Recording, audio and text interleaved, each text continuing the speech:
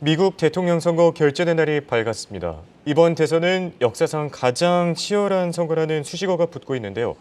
막함까지 정말 치열하고 혼전 양상을 나타내고 있습니다. 관련한 투자 전략 그리고 관전 포인트, 앰플리파이 TF 한동훈 상무 알아보겠습니다. 안녕하십니까? 네, 안녕하십니까. 자, 뉴욕에서 늘 화상 연결을 하다가 이렇게 스튜디오에 또 출연을 해주셨습니다. 워낙 중요한 날이기 때문에 그렇지 네네. 않을까 싶은데요. 네.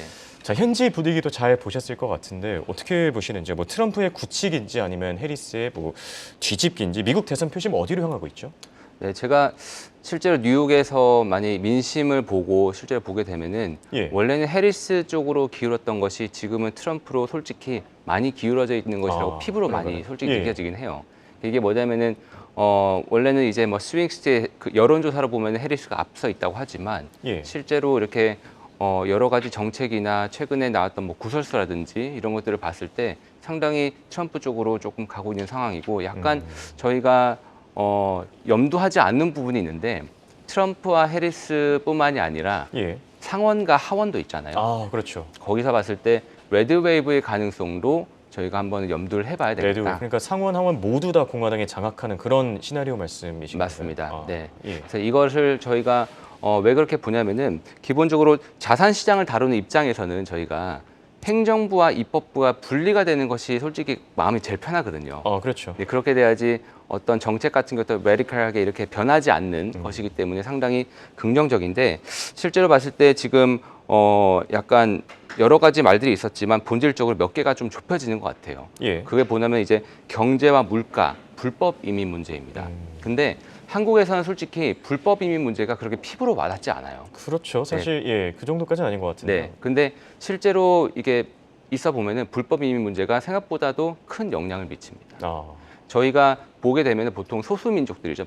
흑인들이나 예. 히스패닉이나 이런 마이너리티들 같은 경우가 보통은 민주당이 성향이 높거든요. 근데 이것이 약간 공화당으로 좀 돌아섰다라고 하는 거에는 분명히 큰 이유가 좀 있거든요. 그렇죠. 이것들을 봤을 때 뭐냐면은 실제로 제가 이제 맨하탄의 펜스테이션이나 그랜드 센트럴이라는 이런 큰 역에 가게 되면은 이런 불법 이민자분들이 이렇게 웅성웅성 이렇게 계십니다. 예. 이분들이 결국은 뭘 하는 거냐면은 일자리를 찾고 있거나 아니면 쉘터들을 이렇게 찾고 있는 그런 상태거든요. 그래서 쉽게 얘기해서 제가 그냥 단적인 예로 우버 딜리버리를 시키잖아요. 예. 우버 딜리버리를 시키면은 제가 딱 여기 화면에 뜨는 그 기사님 사진 같은 게 네. 보이죠? 예. 사진과 실제로 오시는 분이 달라요. 네. 왜 그런 거죠? 여기에 그냥 실제로 오시는 분은 아예 영어를 못 하시는 그냥 히스패닉 그런 분들이 많습니다. 예. 그걸 봤을 때 이게 어떻게 되는지 모르겠지만 실제로는 이분들이 더 싼 가격으로 노동력을 그렇죠. 예. 갖고 가면서 그 마이너리티들이 갖고 있는 그런 이제 파트타임 잡을 이렇게 테이크오버를 하기도 하고 약간 쉘터에 대한 그런 문제도 있고 예. 약간 그런 게 있는 것 같습니다. 그래서 이런 것들이 부각되다 보니까 트럼프 쪽으로 조금 기울지 않는가.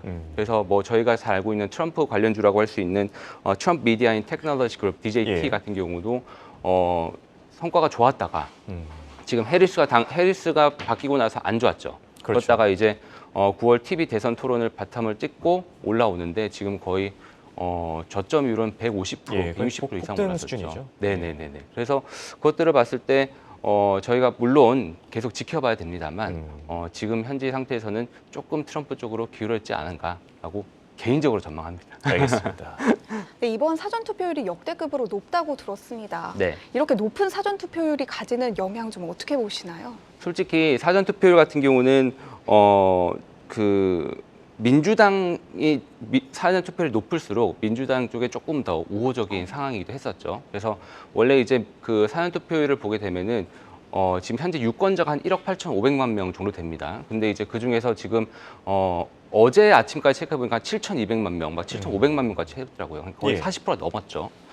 이게 사전 투표율이 2020년도 코로나 시즌만 하더라도 이제 거의 그때가 역대급이었거든요. 그때 64% 이렇게 해서 되게 높았었어요. 그때는 그렇죠. 이제 코로나 이슈가 있었고요. 근데 그 전에는 보게 되면은 한 35%, 한 36% 수준으로 되게 낮았었는데 확실히 차이가 나네요. 예. 확실히 많이 벌어졌습니다. 이렇게 사전 투표율이 높아졌던 것을 보게 되면은 예. 이게 큰 의미를 가지는데 뭐냐면은 민주당만 독려한 것이 아니라 공화당도 같이 독려를 했다라고 볼 수 있어요. 되게 재미있는 게 뭐냐면은 미국은 voter registration 해서 투표권으로 제가 유권자 등록을 해야지 저희가 투표를 할 수 있습니다. 아, 그냥 아무나 할 수 있는 게 아니라. 네네. 예. 아, 네. 예. 그래서 되게 재밌는 게 저희가 운전면허 그 발급하러 가잖아요. 그렇죠. 그럼 운전면허 발급하러 가면은 그때 voter registration을 같이 해서 그 유권자 등록을 그때 보통 해요. 아, 네, 그때 예. 하는데 재밌는 거는 그때 나의 정치 성향도 등록하게 돼 있습니다. 아, 그런가? 예. 네, 그래서 뭐 제가 뭐 리퍼블리칸이냐, 뭐 데모크래틱이냐, 그렇죠. 아니면은 뭐 인디펜던트냐 이렇게 등록하는 것이 있는데 그것을 발판으로 현재 지금 사전 투표에 대한 결과가 나오고 있는 겁니다. 그래서 이걸 봤을 때 실제 결과라기보다는 유권자 등록으로 봤을 때 어떻게 누가 많이 했느냐라고 봤는데. 과거 같은 경우는 보통 민주당이 공화당보다도 한 뭐 60대 30 뭐 이 정도의 상태였는데 지금은 거의 40대 40으로 비슷합니다. 예. 이 말은 결국 뭐냐면은 과거에는 이제 실제 본투표 이후에 사전투표나 우편투표를 개봉하고 나서 좀 바뀌는 경우도 분명히 있었는데 지금 같은 경우는 이게 거의 비슷한 수준이다 보니까 그렇죠. 이제 본투표 이후에 사전투표나 우편투표를 개봉한다고 하더라도 조금은 이제 변수가 좀 줄어들지 않았는가라는 생각도 그렇게 생각할 수 있고 다만 중요한 건 최근에 뭐 우편투표 같은 경우가 뭐 여러 구설수가 많죠. 뭐 이렇게 뭐 그렇죠. 불이 예. 탄다 뭐 약간 그런 것들도 있는데 그것들 때문에 실제로 결과가 나온다고 하더라도 실제로 결정이 되기까지는 조금 시간이 걸릴 수도 있다 이런 얘기도 하고 있습니다. 네, 네. 뭐 이 대선과 관련된 잡음은 계속해서 끊이질 않을 것 같은데요.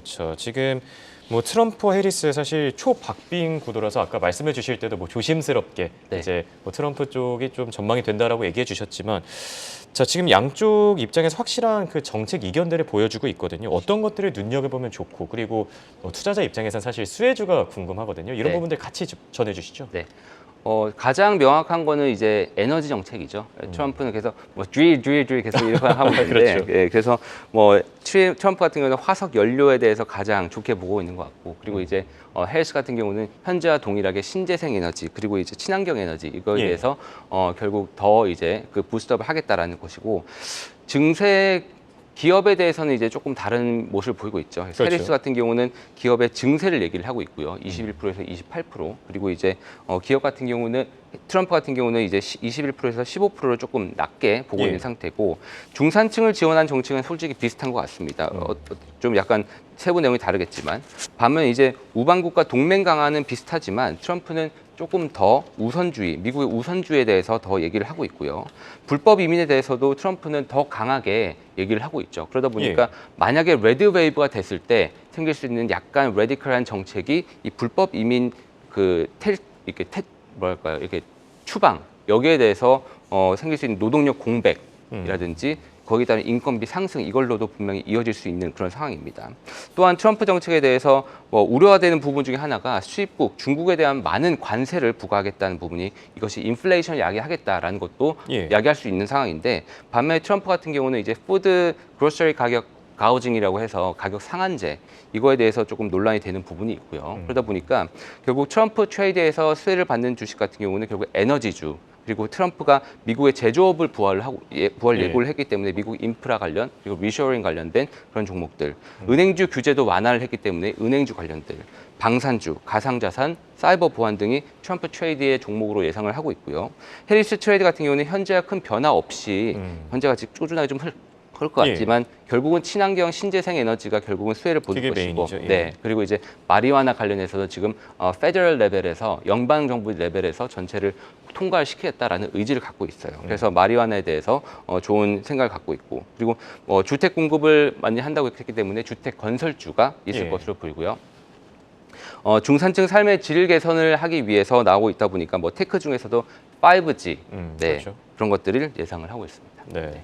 자, 이렇게 두 후보 간의 공약이 조금씩 엇갈리고 있는데요. 자, 누가 되더라도 사실 수혜를 볼 수 있는 ETF 이런 것들도 중요하겠죠. 이 부분 간단하게 좀 짚어주시겠습니까? 네, 첫 번째는 방위 산업과 사이버 보안이 있겠죠. 여기는 이제 양당 모두가 되게 중요시 여기는 정책이다 보니까 예. 여기에 대해서는 저희가 방위 산업, 그냥 기존의 방위 산업 에 더하다가 AI가 접목된 방위 산업 그리고 이제 사이버 보안까지 저희가 같이 봐야 되지 않을까 싶습니다. 예. 관련 ETF로는 저희가 ITA라는 ETF가 방위 산업 ETF로 가장 크고요. 그리고 사이버 보안으로는 CIBR 그리고 HACK 핵 이라는 네. ETF가 또 있습니다.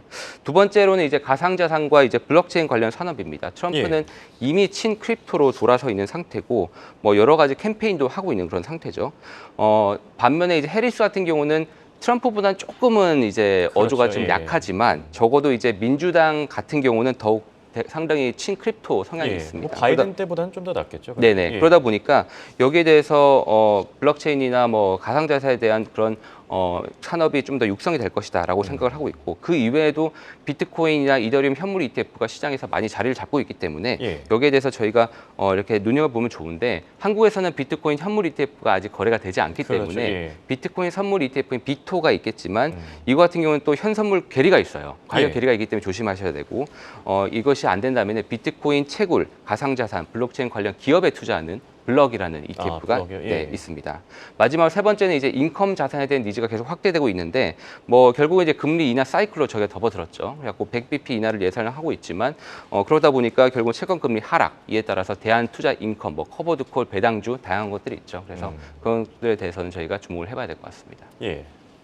네, 조금 전에 짚어주신 좀 방산이나 암호화폐 외에도 저는 개인적으로 초당적 산업이 꽤나 많다라고 좀 생각을 하고 있습니다. 네. 뭐 이외에도 뭐 금이나 제약바이오 혹은 뭐 인프라도 해당이 될 텐데요. 뭐 관련해서 눈여겨볼 만한 ETF가 좀 있을지 여쭤보고 싶습니다. 네, 아까 준비하면서 또 이렇게 얘기도 주셨더라고요. 근데 보면은 금과 은이 결국은 수혜를 같이 받고 있는 것 같아요. 금이 수혜를 받는데 그 역량이 은으로도 좀 스피오버를 하는 그런 모습을 보이는 것 같습니다. 그래서 저희가 금 현물 ETF로 은 현물 ETF로 본다면은 GLD, CRLV 같은 종목이 있겠고요.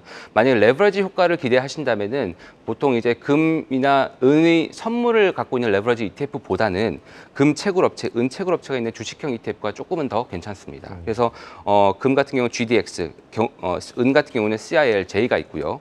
바이오 같은 경우는 미국의 생명보안법 하원 통과로 인해서 결국은 이제 바이오 자국 제약 산업에 대한 그런 보호를 하겠다는 의지를 표명한 것이죠. 예. 그렇기 때문에 대표적인 제약 ETF로는 XBI, IHE 등이 있겠고요. 마지막으로 미국 인프라 산업에 대해서는 역시 모두 양당이 우호적이다 보니까 페이브, IFRA 같은 두 가지 ETF가 대표적인 인프라 산업이 되겠습니다. 알겠습니다. 지금까지 도움 말씀의 앰플리파이 ETF 한동훈 상무였습니다. 감사합니다. 감사합니다.